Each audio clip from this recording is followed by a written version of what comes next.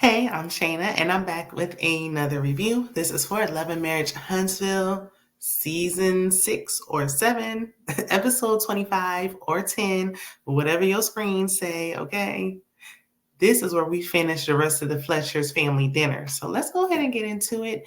If you enjoyed the content, be sure, don't hesitate to like and subscribe if you haven't already before you click off, okay? Watch all the way through. It helps your girl out a ton. So we pick up where we left off with Miss Nell and her son, Chris Jr., arguing about the money that she loaned him. Nell's son, Lance, her oldest, and Chris Jr. start arguing because apparently Chris Jr. was working for his brother and was a terrible employee. So Lexi, that's Chris' oldest daughter, is annoyed because she's like, look, I had to pay for my first car out of pocket. Unlike everybody else, they had Benzes and, they had BMWs and all that. I had to pay for my little hoopty. And it was like, I don't know how much they cut out because we got there so quick. Lexi feels like she's always being treated differently. She was raised in a different household. I'm assuming she was raised with her mother. Everyone feels like Lexi stops talking to them and blocks them. They're like, look, we barely even got invited to your wedding. We showed out and showed up, but you weren't even talking to us prior to that. And she was like, y'all went on family vacations. I didn't get an invite. And then she was saying that Nell did something with her employees. And Miss Nell was like, that was for my employees, like an employee's appreciation vacation. And I'm like, I ain't never had a boss who took me out on vacation. Okay. Am I living right? But I'm like, okay, if that was an employee thing, like, girl, I don't know. Next thing you know, everybody's cussing, they hooting, they hollering, they yelling at each other. What I don't like that Chris and Miss Nell do, it seems like they're constantly throwing up what they did for their kids in their face. Like with their son, it's like, oh, well, as much money as we loaned you. And then with Lexi, it's like, as much as we did for you, as much as we done did for that girl, we did this for you, we did that for you. Like, if y'all got to keep hearing about it, don't do it for me.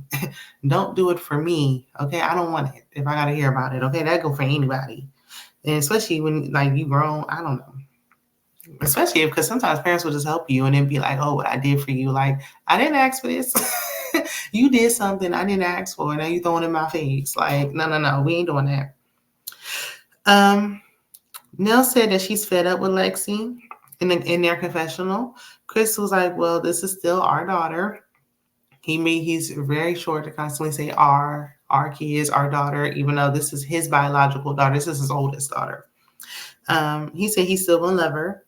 Nell was like, and I can respect that for you. And I was like, oh, I did not like that because this isn't her biological child. So for you to say that, the girl already saying she feel like a black sheep in the family. And then you say that, like, Lexi was disrespectful. She was yelling and cussing at them. But I really want to get to the root of why she feels like the outcast in the family, why she feels like she's excluded. And we didn't really get it. We like barely grazed it. Like, we got to go into much more conversation in detail for this. So Chris ran outside behind Lexi and her husband because they're leaving. And she said something about she'll set the house on fire. And I was like, girl, what? Okay, we took it to level 10. Okay, we took it all the way up there. What, huh? Why did that thought even cross your mind? She's like, look where everybody else is driving. Kayla got a Mercedes. Like, y'all in an Infinity SUV. I mean, it's not like it's not like y'all driving like a Geo. I don't understand. But Lexi said Chris wasn't there for her until she was about 28. Because first she was like, you haven't been consistent in my life. And he was like, I was going through some things. And she was like, for my whole life. And I'm like, okay, now if you was going through, you don't get to be like, I'm going through some things as a parent. That no child want to hear that. Ain't no, I'm going through something right now. You might be, but you still got to be a parent. You didn't pick and choose when you feel like showing up, especially when you have other children. Because now it's like, okay, you ain't show up for me. I guess if I'm not in the house, I ain't good enough. But you showed up for everybody else. Were you going through something when you were taking care of these other children?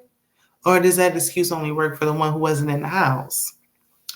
But she was like, when she said, oh, you ain't been around till I was about almost 30. Then he was like, that's a lie. You like, that's a lie. The truth ain't in you. You can get the F up out of here.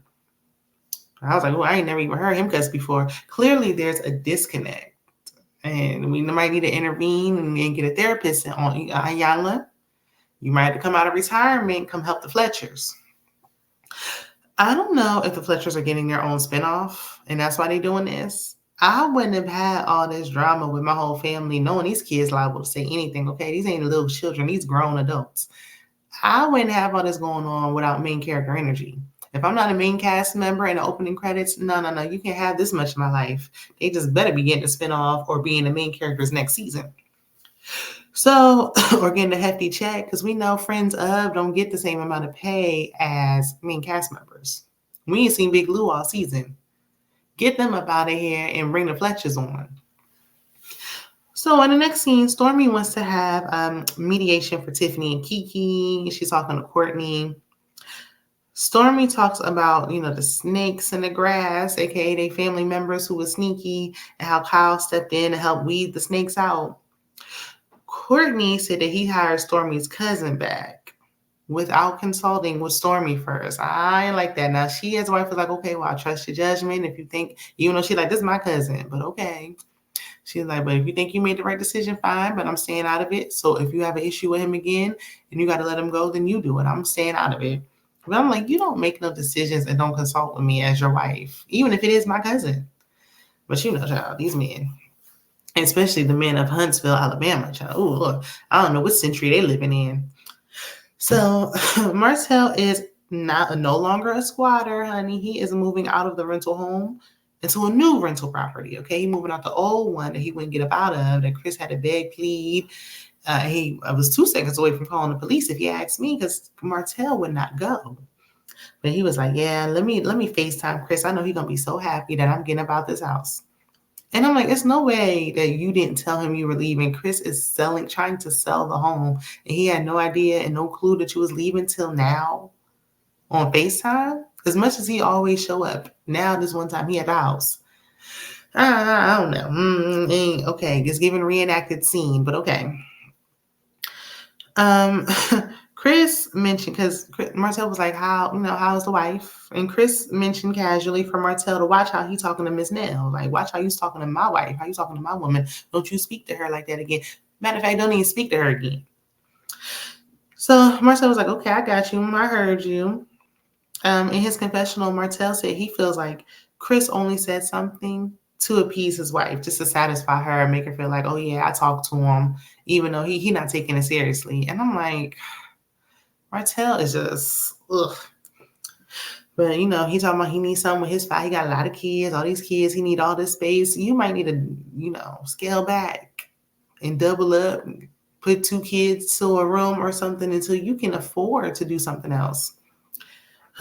Well, at least they have all the freedom and space when they go over there to Melody's house. I don't know about the last child. I don't know. But the other 4, their mama got money. So there's that. Speaking of Melody, over at Mel's house, her best friend, I think it was Brittany. That's her former college roommate and her best friend. She came over to visit, and Mel putting her to work. So I'm like, I got all these labels. It's just so many. And then she pulled out like one thin row of labels that they had to. I'm like, it wasn't so many. I thought it was about to be like stacks. And she was like, this is what I printed. There's way more. Like, oh, okay, sis, got it. Heard you. So Mel is upset with her friend because she missed the name change event. And Brittany was like, I told you I couldn't miss my niece's sweet 16 birthday party. So, and because she was like, where was it? She's like, in Atlanta. Now, this is my opinion. Y'all let me know what y'all think. I think it was selfish of Melody to even think for a second that she was about to miss her niece's party for a name change event. You got divorced 2 years ago. This is a name change event. This is not, you might get married and change your name again, child. I got to show up to all of these things. This is my niece who's only turning 16 once, my blood. But Mel was like, look, you was there when we got married. You was there when me and Martell first met. Or she was like, you was there when me and Lil Buddy met. I said, not Lil Buddy. And then the petty producer's going, They gonna have like this little cartoon figure walking across the screen, and it was like Melody's face was on one of the stick figures, and then a smaller little buddy had Martell's face. I said, "Ooh, the way y'all doing him is wrong, but it's so right." And the friend was like, "I ain't saying no names, okay, whatever you say." The friend seemed like she just easy going, like whatever Mel say, she just like, okay, girl, she just go along with it. Friends like that can be good and bad because sometimes you need a friend to be. I'm not like Brittany. Because ain't no way you would have been like, I'm still mad at you for missing my name. Girl, I said I was at my niece's birthday party. Girl, are you serious? Be for real. I don't care about these cameras. Girl, no. And they probably wouldn't have had me on there filming. I don't know. That was a little selfish, a little much. Because first of all, the scene was just dragging on way too long. Far, far, far too long. And speaking of, because now I'm starting to, the scene was just dragging on. They wasn't talking about nothing. I'm noticing things. And I'm like, now what is that ring that Melody, she been wearing on her ring finger for a while. It's like just, a ring. I'm like, is that her class ring or something? Why you keep wearing that? Anyway, Brittany starts talking about because Mel's like, what do you think my needs are? Brittany's like, you need this, you need that, you need physical touch and whatever else. And she's like, you need a man who's tall, not claiming to be tall. And I'm like, now Melody and Martell met in college back in the day. Okay. This is not like today where you meeting somebody online and they lied about their height. Like she saw how tall Martell was when they met. And Martell is taller than her. So I'm like, because Melody was like, well, I'm 5'7", so I need somebody probably about 6'2". Melody is pretty tall for a woman. So I'm like, Martell looks like he's pretty tall for a man, but I guess not tall enough in Brittany's eyes. Goodness. So Mel was like, look, I got that international cat. I may have to leave Alabama and go overseas with it. Child, next. So Chris visits Nell at the daycare. They discuss Lexi. Miss Nell says she's been in Alexis, aka Lexi's life, since she was 16 months. Ooh, that was a little baby, okay? And she says she does love her. I'm glad she cleaned that up because earlier in the episode, I was like, Nell. So they haven't spoken to Chris Jr. since the dinner. It seemed like you're going to be talking to none of these kids for a minute.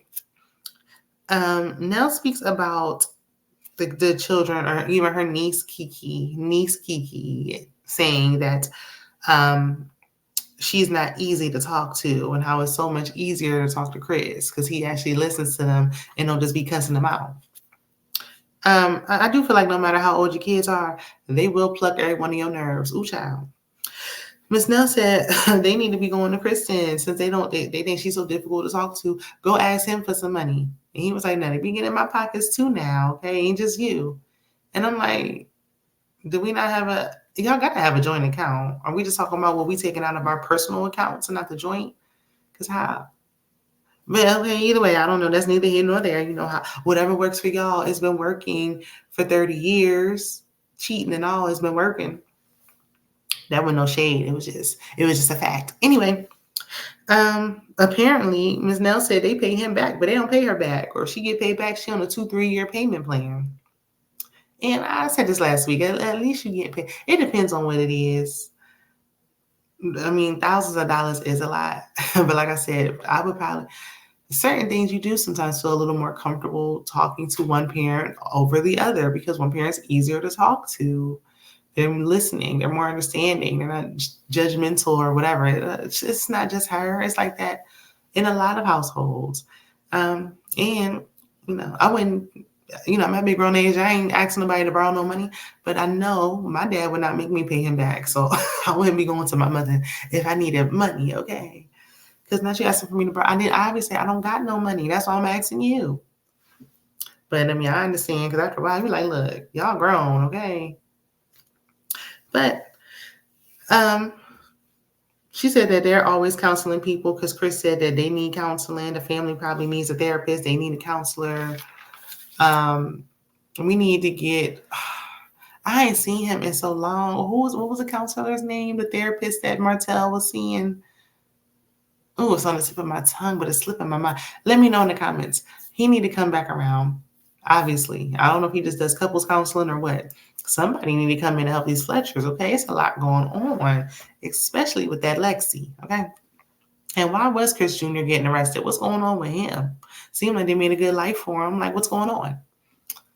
So Kiki comes over to Stormy's guest house because Kiki came in there. She was walking in. She was, her face was dry. The minute she cracked the door open, she was sweating down to the ground, okay? Sweating all her makeup off. I'm like, good gracious. I mean, sweating heavily. And Stormy was like, I'm sorry, girl. I got to warm it up in here. Somebody had turned my heat down to 58 and my pipes was about to burst, okay? Now, that's a problem. That's a major problem. So, yeah. Listen, honey, take your jacket off. Do what you got to do. I got to get these pipes thawed out. Kiki's makeup and her shoes, when I saw her walk up, it was giving me like 2016 realness. What year was it giving y'all? Like the makeup, it was kind of like, it was giving me like the 2016, maybe 2014 feels. Kiki does mention, what she's taking and how it's affecting her, and that's why she's sweating like that. Like, okay, girl. All right now. So then she starts talking about Tisha, and she was like, she feel like she the reason that Tisha is where she is today. I mean, she's not the Lord up above, but Tisha was following behind her and got her over there to Huntsville, and that's how she got the life that she got. Like, maybe you inspired her in a way, but you didn't set it. What was for her was already for her, whether you was there or not. So yeah, I don't know. Not too much now. Let's humble down now, okay? I don't know, because the Scots 1.0, they love to do the same thing. We got you where you are. The Holts, they do this. Everybody feel like they just putting people where they the ones that put people on. But I just realized once again, it's the second episode in a row. No Scots 1 or 2.0. And I didn't even realize until she said Tisha's name at the very, very end. Do y'all think that we need the Scots 1 and 2.0 back on the screen? Because it seemed like they're not really missed. Now, maybe we could have incorporated them a little bit and cut down some of that scene with Mel and her friend because that was dragging. Y'all let me know what y'all think. So we move on. We see clips of Tiffany talking trash about Kiki with Carlos King, okay? Then Tiffany arrives because, Kiki like, I don't want to have to teach her a lesson, but I will. And I said, ooh. I know Tiffany don't want to hear that. That sounded a little scary. So Tiffany is prepared when she comes over. She got these no-nonsense cornrows, okay, going straight to the back. And she got this baby in tow. I don't know if the baby was breastfeeding or just taking a nap, but she got him wrapped up in a blanket in the front. Like, baby, we ain't about to be tussling today, okay?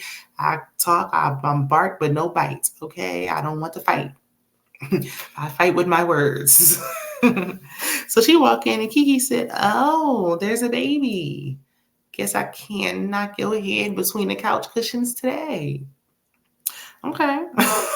ain't fight night today, okay? And that's where we got left on another to be continued. Every episode ends on a to be continued now. Every single one. Not one episode just ends. Every single episode.